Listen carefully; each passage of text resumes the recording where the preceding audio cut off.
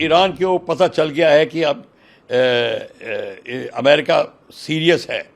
एक बार अमेरिका ने अपना शिकार ढूंढ लिया, जैसे कि उसने इराक को ढूंढा था और उसके ऊपर अटैक को शुरू किया था। अब चाहे शिकारी जो शिकार की गलती हो या ना हो, शिकारी शिकार करेगा। और ये शिकारी ट्रंप ने अपना काम शुरू कर दिया है, जैसे कि आपने इराक की 2 लड़ाइयों में देखा था। ये ईरान के लिए बहुत बड़ी चेतावनी है। ये ईरान के लिए ही नहीं, ईरान के समर्थकों के लिए बहुत बड़ी चेतावनी, चाइना के लिए बहुत बड़ी चेतावनी है, रशिया के लिए बहुत बड़ी चेतावनी है। देखिए, इसके 2 पहलू हैं। सबसे पहले बड़ा पहलू तो ये है, पहला पहलू कि ईरान को पता चल गया है कि अब अमेरिका सीरियस है। और एक बार अमेरिका ने अपना शिकार ढूंढ लिया, जैसे कि उसने इराक को ढूंढा था और उसके ऊपर अटैक को शुरू किया था। अब चाहे शिकारी जो शिकार की गलती हो या ना हो, शिकारी शिकार करेगा। और ये शिकारी ट्रंप ने अपना काम शुरू कर दिया है, जैसे कि आपने इराक की 2 लड़ाइयों में देखा था।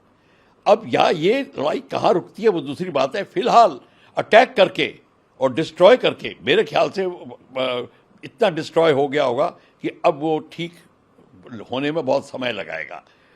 उसको बिल्कुल नाकामयाब करके अभी उसकी फोर्स ने कह दिया है और मैसेज दे दिया ईरान को कि देखिए, अभी भी आप लाइन पे आ जाइए, जैसा कि हम कहते हैं।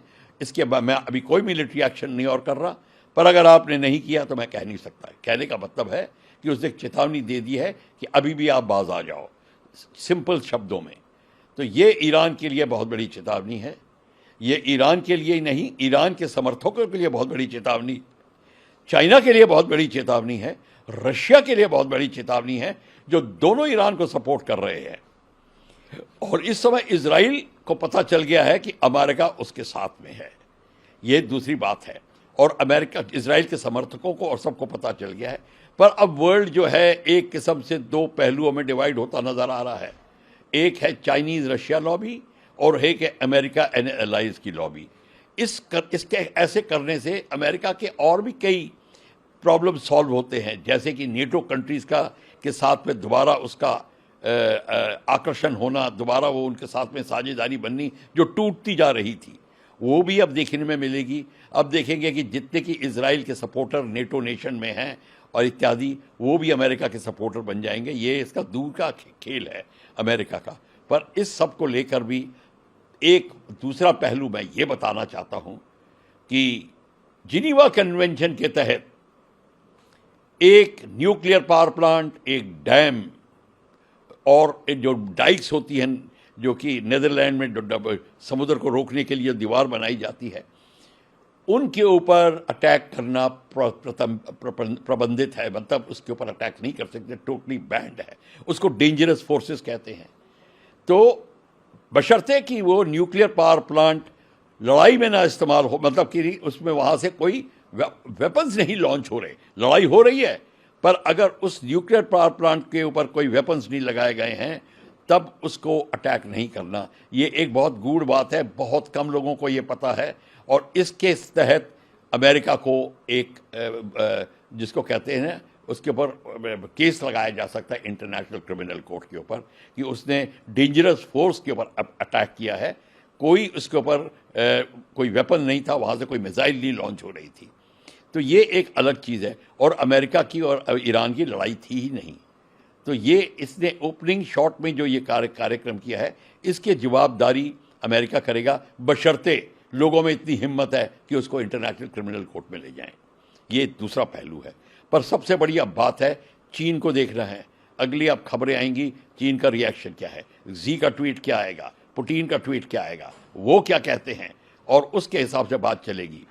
पर भारत की बात आती है तो भारत के लिए एक बहुत जिसको कहते हैं कि सावधानी का समय है। हमको ये बहुत सावधानी से इस सारे डेवलपमेंट को देखनी पड़ेगी कि अब हो क्या रहा है।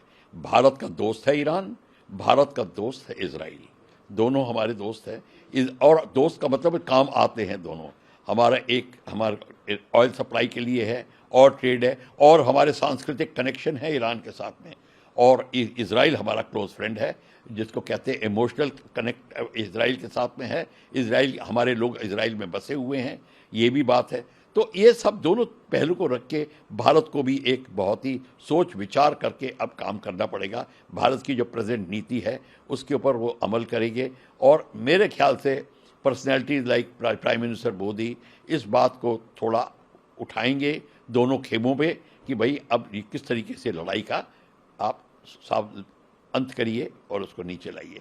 तो अभी अब देखना होगा, अमेरिका के पास वेपन्स हैं, MOAB, maximum ordnance, airburst, deep penetration bombs हैं जो B-2 बॉम्बर से लॉन्च करता है, उसे न्यूक्लियर वेपन भी लॉन्च कर सकता है, वो दूसरी बात है। पर हैवी वेपन बॉम्ब्स हैं, ये 200 फीट गहराई के अंदर जाकर पहाड़ों में से निकाल के, जो अगर कोई जगह छुपी हुई हो उसको भी निकाल सकते हैं। तो ये बहुत ही विध्वंसक बम है, जैसे कि आपने अफगानिस्तान में देखा था डेजी कटर 2, ये उस कैटेगरी के बॉम्ब हैं और वैसे ही बॉम्ब हैं। तो अभी बमबारी भी बहुत है, अब हानि भी बहुत होगी ह्यूमैनिटी की, एनवायरनमेंट की। इस सब का निवेश, इस सब का जो रिजल्ट होगा बहुत हानिकारक होगा।